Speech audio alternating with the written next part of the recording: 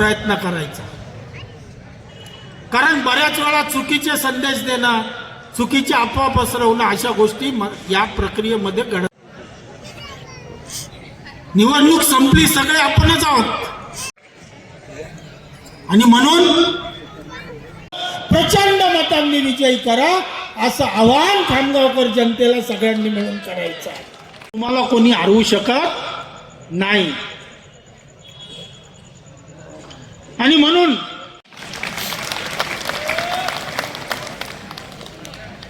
सगळे वर करून सांगा, आमचा उमेद आलाच पाहिजे, नाही हो, जोरात आवाज आला पाहिजे, माझा उमेदवार निवडून. सगळ्यांनी या ताकदीने काम करा. आपली निगराणी असली पाहिजे, त्याच्यासाठी तुमच्या विश्वासातली 2-4 लोक त्याच कामामध्ये असली पाहिजे. दिलीप कुमारजी सानंदा साहेबांच्या नेतृत्वामध्ये राष्ट्रवादी काँग्रेस पक्षाच्या माध्यमातून आम्ही मंडळीला आपल्याला ठामपणे सांगायचं आहे. म्हणून सर्वांनी ज्या अल्लाने, ज्या ईश्वराने म्हणणार नाही ते पाप करणार नाही. वारे घडी, अरे आवाज. राष्ट्रवादी काँग्रेस पक्षाचा, राष्ट्रवादी काँग्रेस पक्षाचा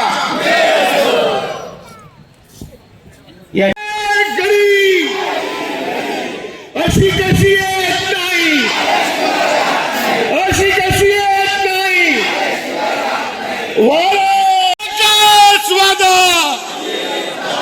धन्यवाद. सर्व बसा आरामशीर. भाग्यवती चेतनाताई संजय शर्मा हे आपलं तरी बघते काय. आमचे विरोधक बांधवांनी एकदम मुगत जण आपल्या समोर आणण्याचा प्रयत्न केला. 500 कोटीच्या कामातून विकास कोणाचा, खामगाव शहराचा की सत्ताधाऱ्यांच्या खिशाचा, हा प्रश्न निश्चित रूपानं जनतेला आपल्याला विचारायचा आहे. सत्तेच्या माध्यमातून आम्हाला विकास निधी मिळणार आहे. 4 महिन्यामध्ये दादांनी 11 कोटीपेक्षा जास्त निधी आपल्याला दिला. मोठ्या प्रमाणामध्ये त्याचे टेंडर निघाले. निवडणूक झाल्याबरोबर आपल्या विकास कामाला मोठ्या प्रमाणामध्ये गती मिळणार आहे. येणारे 4 वर्ष मोठ्या प्रमाणात आपल्याला विकास मोठ्या प्रमाणामध्ये होणार आहे. जे जे शब्द आपण लोकांना दिलेले आहेत ते शब्द पूर्ण होणार. कोणी म्हणेल हा फाईट मध्ये आहे, तो फाईट मध्ये, अरे फाईट मध्ये कोणी नाही. ताई शर्मा ताई प्रचंड मताधिक्याने या ठिकाणी निवडणार आहे. आपले नगरसेवक पदाचे उमेदवार या व्यासपीठावर बसलेले 75% उमेदवार हे नगरसेवक होणार आहे. या तीळ मात्र शंका नाही. एकीकडे जनशक्ती आहे तर या ठिकाणी आपली बसलेली जनशक्ती आपल्या पाठीची आहे. हे विसरता कामा नये. फक्त मतदाराला मतपेटीपर्यंत पोहोचवणं, चांगल्या प्रकारचं नियोजन करणं व त्या माध्यमातून लोकांना एकच सांगा, तुम्हाला ठेकेदार पाहिजे की 5 वर्ष तुम्हाला समर्पण भावनेने काम करणारा नगरसेवक पाहिजे. हे सर्व नगरसेवक पदाचे उमेदवार चांगल्या परिवारातील हे नगरसेवक आपल्याला देण्याचा प्रयत्न आपण केलेला आहे. आणि 2 आमदारांनी आपल्याला या ठिकाणी सांगितलंय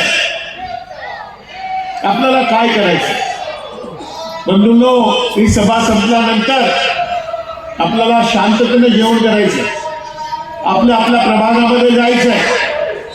विरोधक आमिष देत आहेत, पैशाचा आमिष देत आहेत, त्याला घाबरू नका. पैशाचे जे आमिष देत आहेत त्यांना पकडून द्या, मला फोन करा. नाहीतर हा पैसे देतोय, 2000 मतांना देतोय, 3000 रुपये मतांना देतोय. घाबरू नका.